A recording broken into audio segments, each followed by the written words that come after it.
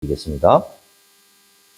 저는 오늘 우리가 읽었던 마태복음 18장 23절로 35절의 말씀을 가지고 마음으로부터 용서하지 아니하면이라는 제목으로 함께 하나님 말씀 은혜를 나누도록 하겠습니다.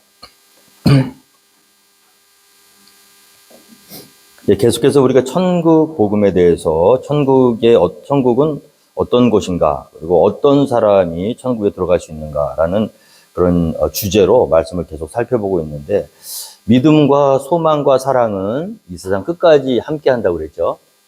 그랬을 때 그 소망이 무엇일까요? 우리 믿는 자에게 있는 소망은 이 땅에서 조금 더 잘 살고 조금 더 편안하게 사는 게 우리의 소망이 될 수는 없겠죠. 그렇죠. 우리의 소망은 천국 소망이 돼야 될 줄로 믿습니다. 그곳은 완전한 평화가 있는 곳이죠.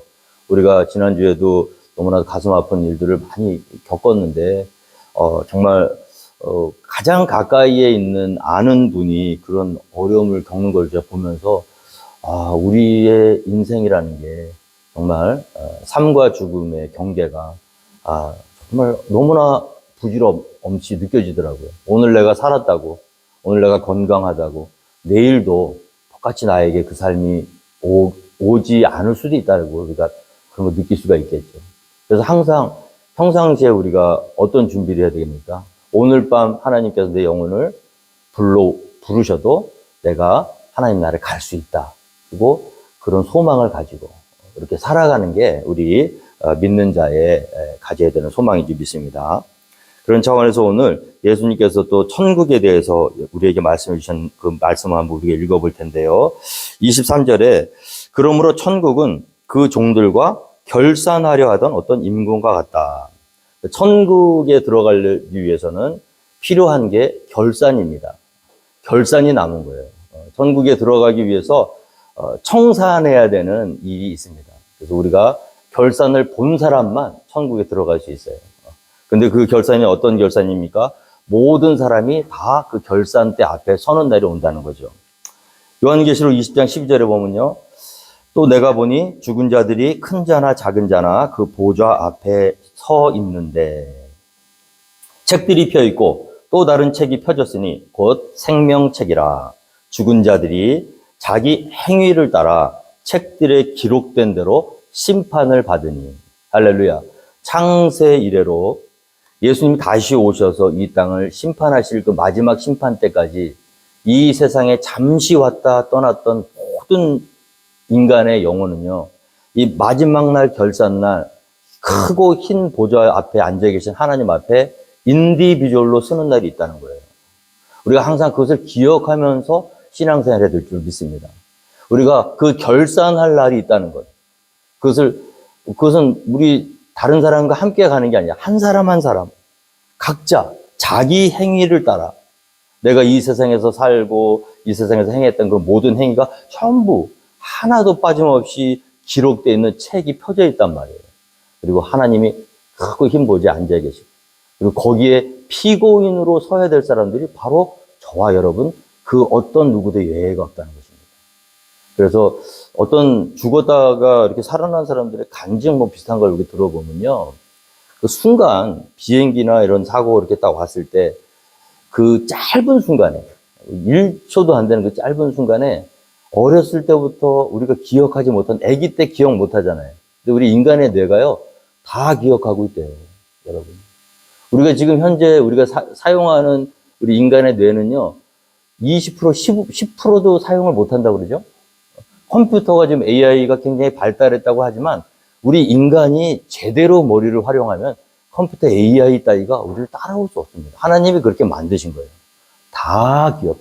그 짧은 순간에, 그 찰나의 순간에, 내가 이제 죽는구나, 여기서 끝나는구나 했을 때, 어렸을 때부터 그 순간까지의 모든 시간들, 순간들, 내가 했던 말들, 행동들이 그 짧은 순간에 장편 영화처럼 다 순식간에 스캔이 된다는 거예요. 오늘 저는 그런 경험이 없으니까 그걸 믿어야 될지 말해야 될지는 모르겠지만 충분히 일리가 있는 얘기라고 저는 생각이 듭니다. 여러분, 우리가 잊고 살아서 그렇지 우리의 인생의 삶이 그렇게 그 순간이 누구에게나 다 오는 거예요. 그때는 그 마지막 순간에, 그 마지막 생에 끝나는 그 마지막 순간에 그 비행기 타고 있던 사람들이 어떤 생각을 했을까? 급하게 막 톡을 하더라고요. 사랑하는 남편이나 아내에게 자녀들에게. 그리고 그 순간에, 그 안타까운 순간에 되돌릴 수 없는, 삶을 되돌릴 수 없는 그 순간에 미련이 남아서는 안 되겠죠. 그렇지 않습니까? 아, 내가 잘못 살았구나. 아, 이제 나는 기회가 없구나. 결산대 앞에 가야 되는데 준비할 시간이 없는 거예요. 자, 그와 같은 안타까운 순간이 벌어지지 않도록 깨어 있어서 그때를 준비하면서 살아가는 사람이 지혜로운 사람인 줄 믿습니다. 그래서 여러분, 우리가 불의의 사고로 안타까움을 겪은 분들을 바라보면서 지혜로운 사람 어떻게 생각합니까? 아, 나도 저런 순간이 올 수가 있겠구나. 그 젊디 젊은, 그 정말 촉망받는 그런 인재가, 그렇죠? 너는 안타깝게 생을 마감하고, 그 생이 마감되면 끝나는 게 아니라 이제 마지막 심판대 앞에 서야 되는 날이 기다리고 있는 거예요. 그러니까 그렇게 언제 그런 일이 벌어질지 모르니까 평상시에 우리가 천국에 대해서 깊이 묵상하고, 할렐루야. 내가 하나님의 심판대 앞에 섰을 때 내가 그동안에 행했던 모든 행위들과 말들이 버젓이 펴 있고요. 하나님 앞에 가서 그 기록된 대로 심판을 받는다고 했어요. 이건 하나님의 말씀입니다. 우리가 하나님을 믿는 사람들로서 목사회가 겁주는 말이 아니라 우리 하나님께서 우리 믿는 자들에게 너희들이 심판받는 날이 있어. 그건 너희 행위대로 심판받는 거야. 그 결산한 날을 준비하면서 살아야 돼. 오늘 천국이 어떤 거냐면요. 천국은 종들과 결산하려 하던 어떤 임금과 같다 그랬어요. 천국에 들어가려면 결산대를 통과해야 됩니다. 자, 바다가 그 가운데서 죽은 자들을 내주고 또 사망과 음부도 그 가운데서 죽은 자들을 내주며 각 사람이 자기의 행위대로 심판을 받고 사망과 음부도 불못에 던져지니 이것은 둘째 사망 곧 불못이라. 이것이 결산의 날에 겪어야 되는 운명이라는 거죠. 누구든지 생명책에 기록되지 못한 자는 불못에 던져지더라. 여러분, 우리가 천국 소망이라는 게 뭐냐면, 아, 나는 천국도 가기 싫고 그냥 아무 데도 가고 싶지 않아요. 그리고 아무 데도 안 가고 싶다 그래서 안 갈 수 있는 게 아니에요. 우리가 하나님의 명령을 어기고 죄를 지은 순간에 모든 인간의 운명은 우리가 가고 싶지 않아도 영원한 불못으로 떨어질 수밖에 없는 그 상황이 된다는 거예요. 자, 그때 이제 임금이 이 모든 사람들을 불러서 한 사람 한 사람 그가 행했던 일들, 말들로 심판을 하시는데 어떤 사람이 거기 나오냐 하면요. 24절이죠. 결산할 때에 10,000달란트 빚진 자 하나를 데려오매. 이거 빚도 좀 적당히 줘야 돼요. 10,000달란트면 오늘날로 따지면 한 6조, 7조 정도 된다고 그래요. 10억 달러가 넘습니다. 물론 뭐 빌 게이츠 같은 사람은 페이할 수도 있다, 뭐 이렇게 얘기하는 사람도 있겠지만 그런 의미가 아니죠. 여기에서 나오는 이 10,000달란트, 이 당시에 10,000달란트는 개인이 도저히 갚을 수 없는 그런 빚을 이야기하는 겁니다. 자, 우리가 하나님 앞에 갔을 때 이렇게 생각하는 사람이 있어요. 아, 다른 사람은 다 그 마지막 날 심판 때 정말 다 울고불고 해도 나는 괜찮아요. 목사님, 너무 걱정하지 마세요. 저 그렇게 막 살지 않았습니다. 저는 떳떳합니다. 이렇게 이야기하는 사람이 있다면 어떤 말씀을 우리가 읽어야 되냐 하면 로마서 3장 9절의 말씀을 읽어야 될 줄 믿습니다. 그러면 어떠하냐? 우리는 나으냐? 결코 아니라. 여러분, 우리가 교회 나왔다고, 예배 드린다고, 하나님께 헌신하고 봉사한다고 이 결산대 앞에서 그 어미하신 하나님의 기준, 그 심판의 잣대를 벗어날 수 있는 사람이 있을까요? 자, 유대인이나 헬라인이나 다 죄 아래에 있다. 우리가 이미 선언하였다. 기록된 바 의인은 없나니 하나도 없다. 깨닫는 자도 없고 하나님을 찾는 자도 없다. 다 치우쳐 무익하게 된다. 여러분, 그래서 우리가 마지막 날 결산대 앞에는 떳떳할 수 있는 사람이 아무도 없다는 거예요. 우리가 바리새인과 세리의 기도를 잘 아시죠? 바리새인이 기도를 할 때 떳떳하게 기도했어요. 목을 숙이지 않았습니다. 하늘을 우러러 두 손을 들고 주여, 나는 죄가 없습니다. 나는 저기 있는 저 세리와 같지 않습니다. 나는 남의 것을 불의 토색 간음한 적 없습니다. 일에 2번씩 금식하고 박하와 회양의 11조까지 철저히 드렸습니다. 주여! 그러면서 당당하게 기도했단 말이에요. 근데 그렇게 당당하게 기도하는 사람 옆에는 주여, 나는 죄인으로서이다. 나를 용서해 주시옵소서 하고 머리를 숙이고 자기가 죄인임을 고백하고 감히 하나님 앞에 머리도 못 들고 기도했던 세리가 있어요. 자, 두 사람 중에 누가 의롭다함을 받고 집으로 돌아갔습니까? 머리를 숙이고 나는 죄인으로 해서 다 고백했던 세리가. 내 생각에는 내가 의로운 것 같아요. 내 생각에는 이 정도면 천국 갈 수 있을 것 같아요. 내 기준에는 그래도 나쁜 짓 안 하고 착하게 살려고 노력했고 교회 봉사 헌신 열심히 하려고 했고 하나님 뜻대로 살려고 했어요. 그래서 나는 괜찮을 줄 알았어요. 그런데 막상 뚜껑을 열어보니까 이걸 웬걸? 너무나 끔찍한 나의 부끄러운 치부가 그날 다 드러나는 거예요. 근데 이게 장난이 아니야. 한두 푼이 아니에요. 10,000달란트에 10,000달란트. 가면 갈수록 세월이 깊어지면 깊어질수록 빚이 늘어가는 거예요. 우리 하나님의 자녀들이요. 성령 안에 있는 사람들이 믿음 생활 하면 할수록 겸손해질 수밖에 없는 이유가 여기 있습니다. 살면 살수록 뭐예요? 죄예요.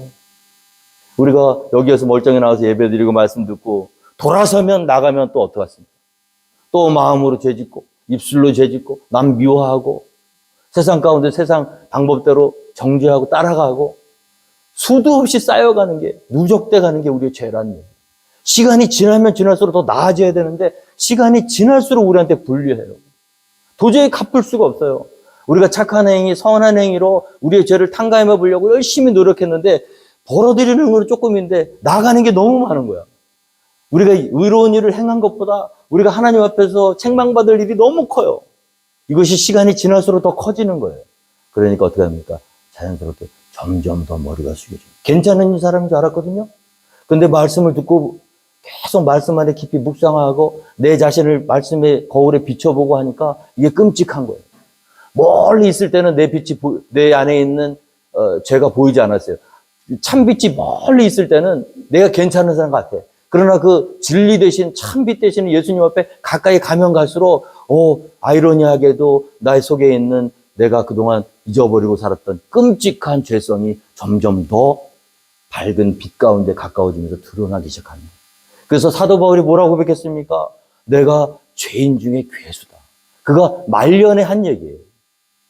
말년이는 어떤 말입니까? 수도 없이 많은 고생과 하나님의 명령을 따라서 순종하면서 살았던 삶인데 그럼 말년쯤 되면은 이 정도 되면 난 하나님 갈 수 있겠습니다 하고 자신이 있어야 되잖아요. 근데 웬걸 시간이 더 하나님 앞으로 가까이 갈 시간이 가까워질수록 끔찍한 자기가 죄인의 괴수다는 것이 드러나게 되는 거죠.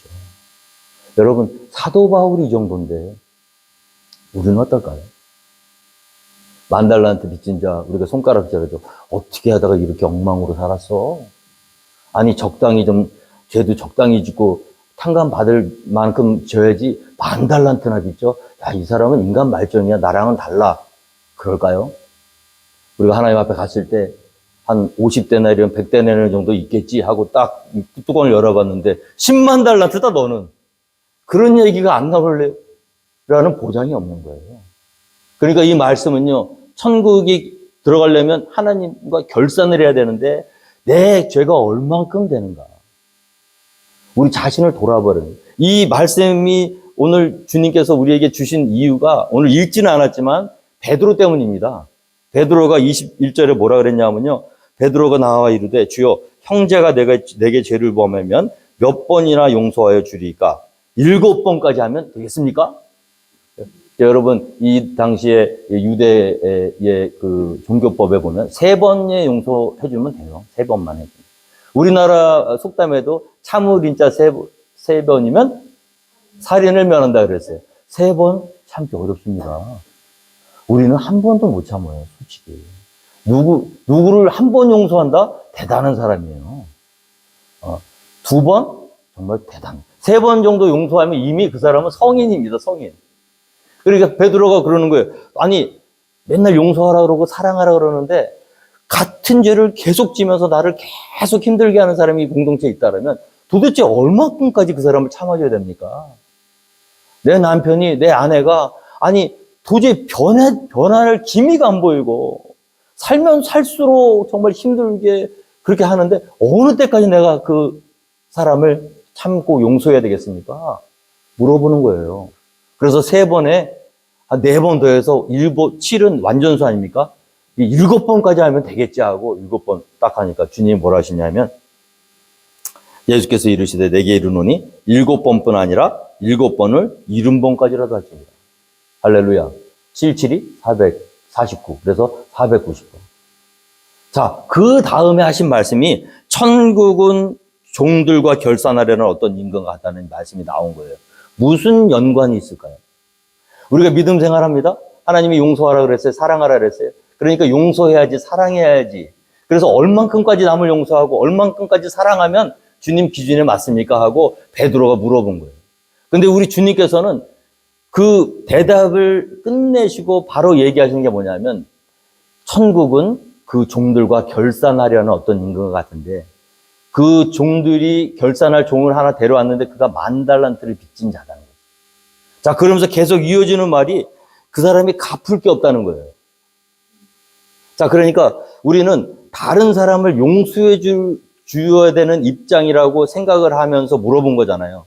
자기가 기준이 되어서 다른 사람을 용서하는 위치에 내가 있는데 얼만큼 용서를 하면 되겠습니까? 하고 물어봤는데 예수님께서는 이 비유를 통해서 우리에게 어떤 말씀을 주시는 거냐면 용서를 해줘야 되는 사람은 네가 아니라 주인이다. 너는 용서를 해줘야 되는 사람이 아니라 용서를 받아야 되는 사람이다. 너의 기준에 누구를 용서해서 천국에 가는 게 아니에요. 우리가 다른 사람들을 용서해줘서 그것 때문에 천국에 가는 게 아닙니다. 우리는 용서를 받았기 때문에 천국에 갈 수가 있는 거예요. 천국에 들어가려면 몇 명이나 얼마나 용서를 해주고 얼마나 참아줘야 됩니까? 내가 얼마만큼 다른 사람을 용서하고 다른 사람을 참아줘야 내가 천국에 갈 수 있습니까? 하니까 네가 아무리 많이 용서하고 아무리 많이 참아줘도 너는 네 빚 때문에 네 스스로 천국에 갈 수가 없어. 그러니까 너는 용서를 해주기 전에 먼저 너 자신이 용서받아야 될 대상임을 먼저 알아야 된다는 거예요. 우리는 누군가 우리에게 섭섭한 일을 하거나 마음 아픈 일을 하면 그 사람에게 집중해요. 저런 나쁜 사람, 내 마음을 아프게 한 사람.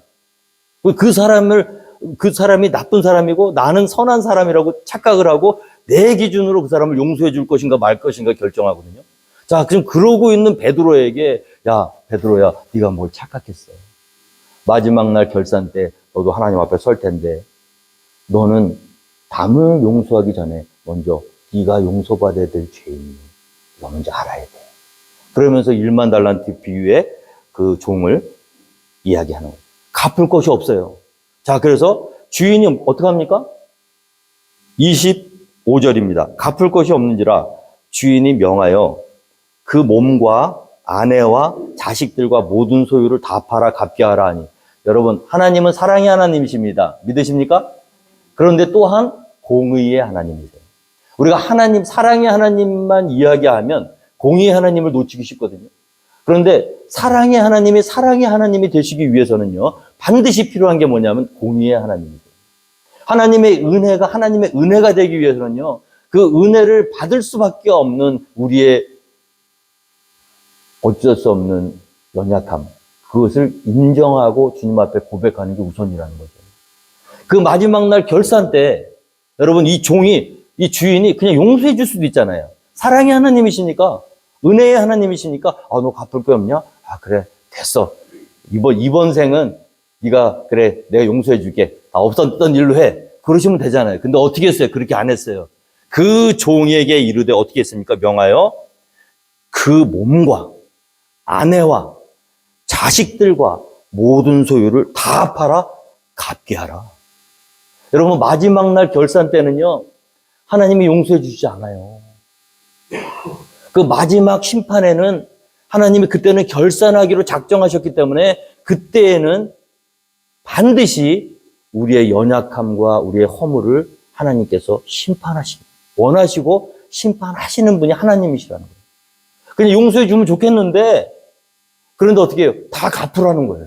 그 몸과 아내와 자식들과 그 모든 소유를 다 팔아서라도 갚으라는 거야. 그러니까 우리가 지은 죄와 우리가 지은 허물에 대한 분명한 책임을 물으시는 날이 있다는 거예요. 우리가 사랑의 하나님, 은혜의 하나님만 믿고 쫓아가다가 그 마지막 날 우리의 발목을 잡는 게 뭐냐면 이 공의의 하나님. 죄를 절대로 간과하시지 않는, 죄와 함께 거하시길 원치 않는 그 하나님 앞에 우리의 영혼이 오픈됐을 때 끔찍했던 그 모든 연약함들을 하나님이 네 몸과 아내와 자식들과 소유를 다 팔아라 해서도 갚아라. 이제 큰일 났어요. 어떻게 할까요? 그때 그 종이 엎드려 절하며 이르되, 이제 발에 뜨거운 물이 부어진 겁니다. 방법이 없어요. 갚으래요. 좀 봐줬으면 좋겠는데 갚으래요. 그러니까 납작 엎드리죠. 그리고 그때 엎드려 절하며 뭐라고 합니까? 내게 참으소서, 내가 다 갚으리다. 보면 여러분, 사람이 죽을 심정이 딱 되면요, 지푸라기라도 잡잖아요. 10,000달란트를 갚을 수 있어요? 무슨 수로 갚겠습니까? 그런데 살려다 보니까 헛소리를 하는 거예요. 내가 갚겠대. 또 우리 주인 입장에서는 네가 갚긴 뭘 갚어? 어떻게 갚어? 다 알죠. 그런데 우리 참 하나님이 이 천국 비유를 잘 들어보세요. 어떻게 하셨습니까? 이렇게 공의의 하나님, 죄는 절대로 용서하시지 않는 하나님인데 회개하고 비니까, 우리 하나님은 어떤 하나님이시냐? 인자가 무궁무진하시고 사랑이 많으신 하나님이신 줄 믿으시기 바랍니다. 긍휼의 하나님이세요. 공의의 하나님이시지만 누가 상한 갈대를 꺾지 않으시고요, 꺼져가는 심지를 끄지 않는, 아무리 악한 죄인이라도 그가 멸망하는 것을 내가 어찌 기뻐하겠느냐. 그가 회개하고 돌이키면 천국에서 어떻게 해요? 큰 잔치가 벌어진다. 죄인을 사랑하시는 분이 하나님이신 줄 믿으시기 바랍니다. 회개만 하면 돼요. 아버지 용서해 주세요. 아버지 도와주세요. 내가 갚을 능력도 없지만 내가 어떻게든지 갚아보겠습니다 하고 막 그냥 살려고 막 부들부들 떨면서 막 그 주인 앞에서 그 모습을 보니까 어떤 마음이 들었습니까? 27절에 그 종의 주인이 불쌍히 여겨 놓아보내며 그 빚을 탕감하여 줘. 야, 이거 보세요. 이 기독교 신앙이라는 게요, 불교나 타종교하고 다른 게 여기에 있습니다. 구원이 아주 의외로 너무 쉽게 받을 수 있는 게 구원이에요. 너무 쉬워요. 우리가 지은 죄의 대가는 어마어마하거든요. 근데 그것을 탕감받는 거는 주인 마음이에요. 그냥 주인이 불쌍히 여겨서 어떻게 해요? 놓아보내며 그 빚을 탕감해주면 끝이에요. 너무 쉽게 구원받아요. 너무 쉽게 죄를 용서받아요. 그게 우리가 믿는 하나님이십니다. 그래서 그것이 하나님의 은혜라고 우리는 이야기할 수밖에 없는 거예요. 우리가 죄를 다 갚으려면 아마 10,000년, 100,000년이 있어도 10,000,000달러도 다 못 갚을 거예요. 왜냐하면 빚을 갚는 동안에 또 빚을 계속 지니까. 우리가 선하고 착하게 살려고 하는, 노력하는 만큼 그렇게 살았는데, 그렇게 사는 동안에 그 마음속으로 죄 짓는 건 그 몇 배로 크니까 시간이 지날수록 우리는 빚이 늘어나지 빚을 갚을 길이 없습니다. 방법은 하나밖에 없어요. 주인이요, 불쌍히 여기면 되는 거예요. 저와 여러분들 가운데서 하나님 앞에 구원받을 만한 사람이 어디 있습니까? 우리가 구원받을 수 있는 유일한 길은 납작 엎드리는 길밖에 없어요. 아버지, 잘못했으면 용서해 주세요. 싹싹 빌면 돼요. 불쌍하게만 보이면 돼. 그러면 너무 쉬워. 제가 이 말씀을 지난주에 복성하면서 막 화가 나더라고. 이거 주님이 그래도 여기다 무슨 단서를 하나 붙이시던지. 네가 다음부터 절대 그러면 안 돼. 내 이번에는 용서해 주는데 너 각서 하나 써. 뭐 그런 것도 없어. 그냥 불쌍히 여기서 놓아버리면 다 탕감해 버리는 거야, 그냥. 그러니까 은혜를 너무 쉽게 받으니까 어떻게 돼요? 은혜의 가치를 모르죠. 그 가치를 모른다는 게 어디에 나옵니까? 28절에 그 종이 나가서 자기에게 100데나리온 빚진 동료 한 사람을 만나 붙들어 목을 잡고 이르되 빚을 갚고. 야, 이거 보세요. 사람이 화장실 들어갈 때와 나갈 때가 이렇게 달라요. 자기가 아쉬울 때는 지푸라기라도 잡는 심정으로 막 그냥 10,000,000달란트 엄청난 돈 갚지도 못할 거 뻔히 알면서도 살려달라고 다 갚겠다고 그래서 노인받아서 가면은, 가다가 또 하필이면 100데나리온 빚진 자를 또 만났네. 100데나리온은요, 10,000,000달란트에 비하면은 돈도 아니에요. 만불입니다. 요즘 돈. 얼마든지 허리띠 졸라매고 노력하면 갚을 수 있는 돈이에요. 그런데 그 사람을 만났어. 자, 그러면 이 사람이 자기의 처지를 생각했다면 그 사람 기분이 좋아서라도, 야, 내가 10,000,000달란트 탕감받았는데 100데나리온쯤이나, 야, 없었던 걸로 해. 그럴 수 있잖아요. 근데 우리 인간이 어때요? 어떻게 했습니까? 붙들어 목을 잡았대. 이 사람이 제일 기분 나쁜 게 뭐예요? 멱살 잡힐 때 아닙니까? 멱살 잡고 흔드는 거예요. 길거리에. 얼마나 자존심 상했을까요? 얼마나 상처받았을까요? 그럼 뭐라고 합니까? 빚을 갚아라. 그러니까 그 동료가 엎드려 간구하여 이러대. 이 사람도 급하니까 어떻게 해요? 엎드렸죠. 간구해. 자, 종이 주인에게 엎드려 간구하는 거는 자존심 상할 일이 없어요. 그런데 같은 동료야, 친구야, 동등한 입장이야. 종도 아니에요. 주인도 아니에요. 그냥 펠로우 워커예요. 그냥 동료예요. 근데 살려니까 자존심 다 내려놓고 길바닥에서 엎드려서 빕니다. 뭐라고 빕니까? 나에게 참아주소서 갚으리다. 똑같죠? 근데 이 사람은 현실성이 있어. 100대 내려오니까 참아주면 갚을 가능성도 있어요. 10,000달러하고 달라. 자, 그러면 10,000달러 받은 사람이, 이 탕감 받은 사람이 용서를 해줘야 되잖아요. 근데 어떻게 됐습니까? 30절에 허락하지 아니하고 이에 가서 그 빚을 갚도록 옥에 가두거든. 허락하지 않았대요. 참, 제가 이 말씀을 묵상하면서 여러분, 웬만하면 누가 여러분들에게 부탁하잖아요. 다 들어주세요. 웬만하면 그게 좋습니다. 오리를 가자고 하면요. 내가 뭐 때문에 너랑 오리를 가? 그럴 게 아니라, 그래, 가자. 심리까지 가줄게. 속옷 달라고 하면요. 야, 속옷 갖고 되겠어? 겉옷 벗어도 주고요. 꾸고자 하는 자에게 꾸어주라 그랬어요. 여러분, 이런 기회가 그렇게 쉽게 오는 게 아닙니다. 우리가 인생을 살면서 어떤 사람이 나한테 부탁을 하잖아요. 나한테까지 와서 부탁을 할 정도면 굉장히 급한 거예요. 그게 돈이든 뭐 물건이든 뭐든. 그래서 거절하면 안 됩니다. 제가 이번에 돌아가신 우리 김누미 집사님의 남편 우리 레리 형제님이 딱 한 번 뵀어요. 그때 우리 교회를 안 나오시고 이제 얼마 좀 지나서 연락이 오셨는데 도움을 좀 청하셔서 제가 목사니까 누가 도와달라 그러면요 저는 거절을 할 수가 없습니다. 내가 힘이 되든 안 되든 무조건 가서 뭐 힘이 안 되면 뭐 몸을 때우더라도 그래서 이제 처리할 일이 있어서 다운타운에 있는 법원에 이제 가실 일이 있어서 제가 이제 모시고 우리 이제 아저씨랑 또 우리 김민희 집사님 따님하고 이렇게 갔는데 이제 쭉 이 대기를 하잖아요. 이제 그 법원에서 재판을 할 대기를 하고 밖에 기다리는데 앞불사 그 법원 안에 들어가서 그 문제를 해결하려면 이 드레스 코드를 잘 갖춰야 되는 게 그 앞에 가니까 거기 써져 있는 거 우리가 뭐 법원에 간 적이 있어야지 가보니까 거기에 보면은 반바지가 안 돼요. 근데 우리 형제님이 좀 오랫동안 아프시니까 이제 좀 이렇게 좀 수월하게 용변도 모시고 하기 위해서 반바지를 입고 하신 거예요, 또. 그날 해결하지 않으면 또 이게 문제가 꼬이고 심각해지니까. 참 어렵죠. 하나님 저한테 지혜를 주셨어요. 내가 입고 있는 바지가 있잖아. 나는 거기 안 들어가도 되거든, 굳이. 그래서 모시고 남자 화장실을 가가지고 사람들 왔다 갔다 하는데 거기서 그냥 바지 벗어가지고 제 바지 입혀드리고 저는 반바지가 또 멜빵 반바지예요. 그러니까 멜빵, 그때 X자 멜빵을 하고 얼마나 우스워, 제가. 또 완전히 뭐, 위에는 양복 입고 밑에는 반바지 멜빵 메고. 그 사람들 왔다 갔다 하는데 거기 이렇게 앉아있으니까 막 이상하게 쳐다보는 거, 저를 다. 그, 재판 끝날 때까지 그 바깥에서 이렇게 기다리고 있었어요, 제가. 근데 끝나고 다행히 일이 잘 됐어요. 그 김내희 집사님이 저 손을 막 잡고 고맙다고.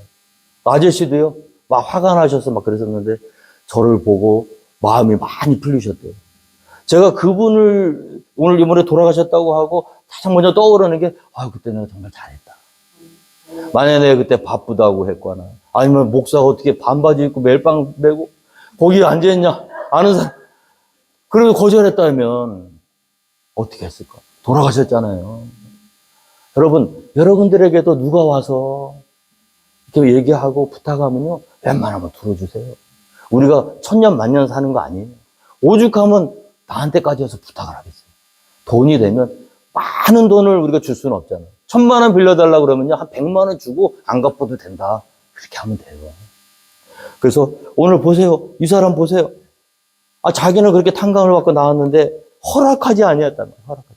이 사람이 몰랐던 게 뭐냐면요. 그리고 빚을 갚도록 옥에 가둬버렸거든요. 이 사람은 이제 아무런 자기 마음이니까 그러게 상관없다고 생각했죠. 이 사람이 몰랐던 게 있어.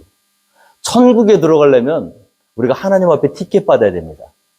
그런데 천국 문 앞에서요. 그 티켓을 딱 냈다고 다 들어갈 수 있는 게 아니에요. 그 티켓 속에 검표가 되어 있어야 돼요. 누군가 그 티켓을 찍어줘야 되는데 그 찍어주는 거는 하나님이 아니에요. 우리가 두 가지 계명이 있잖아요. 크고 첫째 되는 계명이 내 마음을 다하고 뜻을 다하고 목숨을 다하여 주 너의 하나님을 사랑하라. 거기서 끝난 게 아니에요. 그 다음에 두 번째 계명이 뭐죠? 둘째는 이와 같으니 내 이웃을 내 몸과 같이 사랑하라. 왜 그 계명을 주셨을까요? 왜 그냥 하나님만 사랑해서 하나님과의 관계가 회복되면 천국에 들어가면 되지. 그런데 그것이 다가 아니라 둘째는 첫째 계명과 똑같은데 그거는 사람을 향한 우리의 태도와 마음이다. 오늘 이 사람이 몰랐던 거는 하나님과의 관계가 해결됐으니까 난 천국 가겠다는 거예요. 그런데 그래서 나는 하나님과의 관계 속에서 난 다 해결받았으니까 천국 가는 티켓이 있다고 자신했는데 어떤 일이 벌어졌습니까? 오늘 그 동료들이 있었어. 31절에. 그것을 보고 몹시 딱하게 여겨. 이 주변에서 보니까 너무 불쌍한 거야. 이 100대 내는 또 빚진 사람이. 근데 이 사람 보니까 너무 괘씸한 거야. 10,000달란트나 탕감받았는데 고작 100대라는 빚진 자를 용서해주지 못하고 옥에 가도. 그래서 어떻게 했어요? 이 사람들이 쭈르르 달려가서 그 주인에게 그 일을 다 말씀을 드렸어요. 여러분, 우리가 하나님께 죄를 용서받았잖아요. 그러니까 하나님께 용서받으니까 천국 간다 그러고 룰루랄라 이렇게 기쁘게 살다가 나중에 천국 문 앞에서 하나님 저 여기 티켓 있어요 하고 티켓 딱 꺼내서 딱 냈는데 하나님이 주신 티켓은 맞는데 내 친구가, 내 이웃이, 내 형제가, 내 사랑하는 내 가족이 그 티켓에 검표를 해주지 않은 거예요.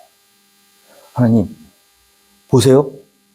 이렇게 천국 갈 줄 알고 당연히 받았을 줄 알고 갔는데 그 동료들이 가서 주인에게 다 그 일을 고하니까 주인이 어떻게 했습니까? 이에 주인이 그를 불러다가 말하되 악한 종아 내가 빌기에 내가 내 빚을 전부 탕감하여 주었거늘 내가 너를 불쌍히 여긴 것 같이 너도 내 동료를 불쌍히 여김에 마땅하지 아니하냐 하고 주인이 노하여 그 빚을 다 갚도록 그를 옥졸들에게 넘기니라.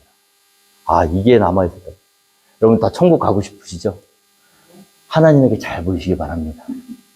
그런데 하나님에게만 잘 보인다고 천국 갈 수 있는 건 아니에요. 우리 기독교인들이 오늘날 놓치고 있는 부분이 여기에요. 천국 티켓을 내 손에 들었다고 해도 그것이 완성되기 위해서는 우리가 어떻게 해야 되냐면 우리의 사랑하는 이웃, 특별히 나를 힘들게 하고 괴롭히고 아프게 했던 그 사람을 마음으로부터 용서하지 않으면 마지막 결산날에 우리가 가지고 있는 티켓이 종이짝이 될 수도 있다는 거죠. 오늘 그래서 유명한 사람이 이렇게 얘기했습니다. 자, 하나님을 향한 사랑은 무엇으로 나와야 되냐면요. 순종으로 나와야 돼요. 내가 하나님을 사랑하잖아요. 마음을 다하고 뜻을 다하고 목숨을 다해 사랑하잖아요. 그러면 내가 하고 싶지 않은데 하나님이 명령하시는 것을 선택하는 거예요. 너희가 나를 사랑하면 나의 계명을 지키리니 그랬죠. 그러니까 우리의 신앙생활이 계명과 율법을 지켜서 천국 가는 게 아니에요. 그러나 내가 정말 하나님을 사랑한다면 내가 하고 싶지는 않지만 하나님 말씀하시니까 내가 그 말씀에 따르고 순종해서 나아가는 것으로 나는 하나님을 사랑하는 것을 증명할 수 있는 거예요. 나는 하나님을 입으로는 사랑한다고 하는데 하나님의 계명을 하나도 안 지켜. 그러면은 그 사람은 하나님을 사랑하는 게 아니에요. 우리가 하나님을 사랑하는지 안 사랑하는지 어떻게 알 수 있냐 하면 하나님의 명령을 지키는 걸 보면 알 수 있습니다. 그걸로 끝나는 게 아니에요. 둘째는 뭐냐 하면요. 이웃을 사랑해야 되는데 이웃의 사랑은 어떤 것으로 증명이 되냐면 순종이 아니라 용서입니다. 하나님은 하나님의 말씀에 하고 싶지 않지만 순종함으로 하나님을 사랑하는 것을 증명할 수 있어요. 이웃을 어떻게 사랑하는지 우리가 증명하는 것은 나한테 불편하게 하고 나에게 해를 끼치고 손해를 보게 한 그 사람을 진심으로 사랑하고 진심으로 그를 품어주고 용납하는 것으로 우리가 둘째 계명을 지키고 있는지를 알 수가 있는 거예요. 근데 많은 사람이 여기서 걸립니다. 하나님은 다 잘 사랑해요. 11조도 잘하고 주일 성수도 잘하고 교회 봉사도 열심히 해요. 근데 이 사람이 한마디만 나한테 가시돋친 말하잖아요. 못 견디는 거야. 용서가 안 돼. 여러분, 우리가 원수를 사랑하라고 주님 말씀하셨는데 문제는 원수가 어디에 있어요? 원수가 자기 집안 식구니라 그랬어요. 이 주님 말씀이에요. 우리랑 아무 상관없는 아프리카에 있는 사람도 우리가 이를 갈면서 미워할 이유가 없습니다. 그러나 한솥밥을 먹고 우리 한국 교회에서 상처받은 분들이 지금 교회를 못 다니시고, 어제도 제가 이 한인회를 갔는데 저는 마음이 참 기뻤어요. 왜 기뻤냐면요, 거기 가서 이렇게 앉아있으니까 한국 사람들이 참 많더라고요. 근데 제가 가만히 앉아서 나랑 아무 상관도 없는 사람들이고요, 뭐 한번 얼굴 본 분들 있고 모르는 분도 있는데 무슨 마음이 드냐면, 야, 이 아버지가 기뻐하시겠네. 하늘 아버지는요, 모이면 무조건 기뻐하세요. 믿으십니까? 그 사람들이 뭐 잘난 사람들인데 못난 사람들이 상관없어. 일단 무조건 모이잖아요? 그럼 기뻐하세요. 왜 그러냐면 다 누구 닮았어요? 아버지 닮았잖아. 문제가 많고 죄가 많고 다 허물이 많아. 어떤 사람은 그래서 한인회 가고 싶지 않대. 그런 사람이 오늘 이 말씀을 잘 깊이 생각해 보셔야 돼요. 거기 그 많은 사람 중에 괴수가 누구예요? 너를 바라보라는 거죠. 거기 수도 없이 많은 사람들이 있는데 그 중에서 원탑을 꼽으라면 납니다. 그게 되지 않고는 다른 사람을 품을 길이 없어요. 제가 거기 앉아서 있는데 어떤 사람이 막 이렇게 저도 안티가 있어요. 여러분 모르시죠? 제 목회 스타일이나 설교를 싫어하시는 분들이 있어요. 우리 교회 몇 번 오시고 안 나오시는 분들도 있어요. 근데 제가 어제도 이렇게 인사를 하면 어떤 분이 떨떠름하게 인사를 받는 분도 있고, 우리 교회 다니시다가 안 나오시는 분들, 제가 너무 이쁘고, 저는 하나님 주신 마음이 뭐냐면, 지금까지 이렇게 목회를 하면서 제가 참 감사한 게 뭐냐면, 미운 사람이 없어. 저한테 정말 아픔을 주고 정말 힘들게 한 사람이 있는데 시간이 좀 지나잖아요. 그러면 다 보고 싶지.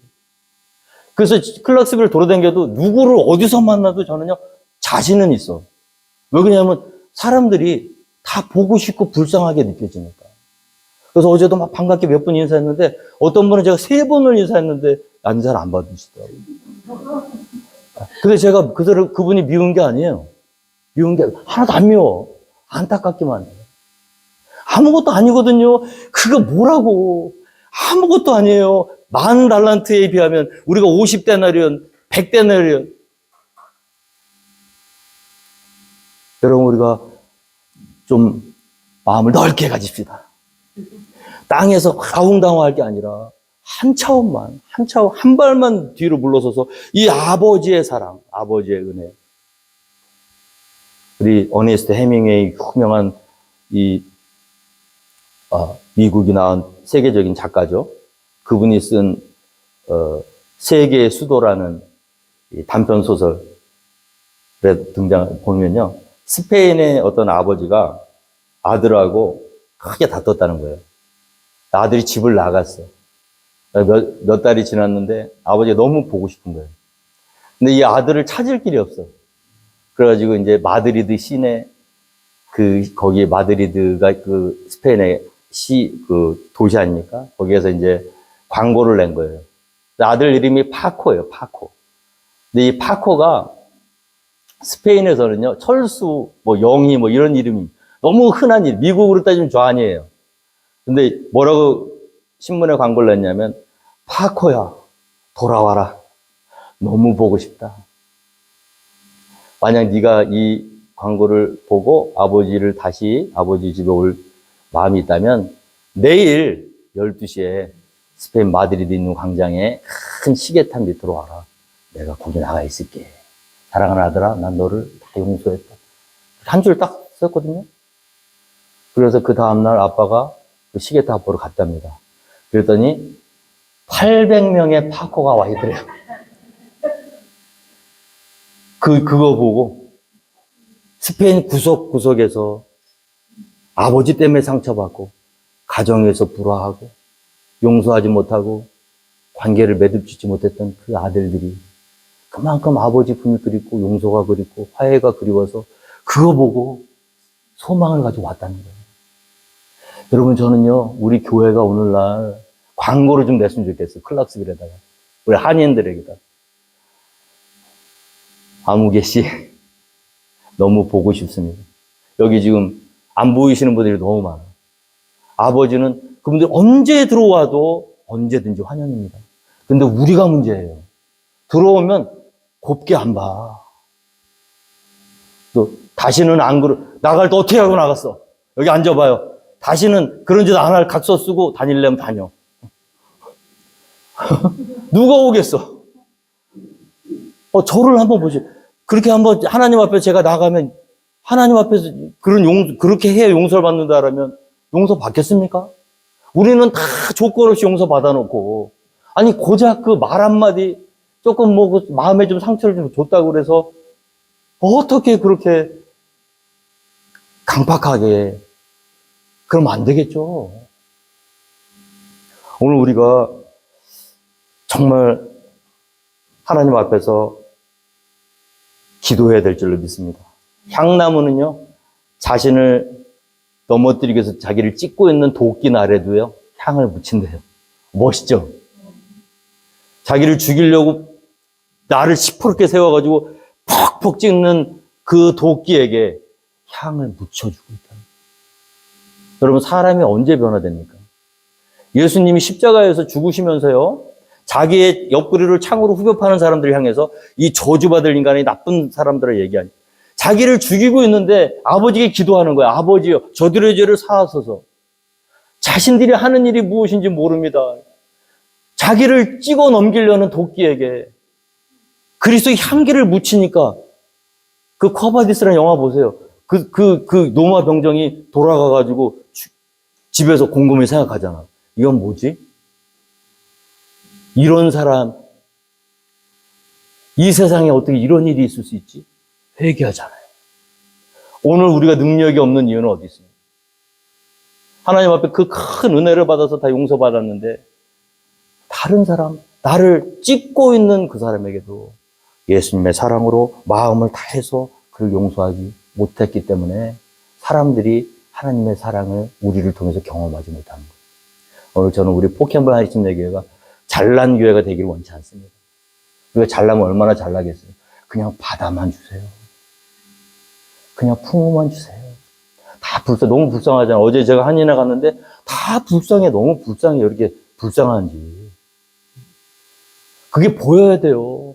다른 사람이 불쌍한 모습이 보여야 돼요. 우리의 가슴에 쑥쑥 들어와야 돼요. 그러면 사람들이 느껴요. 아, 이 사람은 정말 나를 불쌍히 여기는 거야. 나를 사랑하는 거야. 근데 제가 진심으로 그렇게 손을 내밀었는데도 인사를 안 받아. 그렇다고 해서 저주하는 게 아니라 불쌍하니까 계속 인사하고, 그럼 어느 날 또, 어느 순간 또 어떻게 해요? 인사 받아요, 또. 그러면서 어떻게 해요? 하나님이 우리에게 주신 이 천국의 능력을 다른 사람들의 영향력을 끼칠 수 있고, 하나님 앞에 기도해서 하나님의 놀라운 사랑이 넘치는 그런 교회가 되어서 아버지께 영광 올려드리는 우리 교회가 되기를 진심으로 축원드리겠습니다.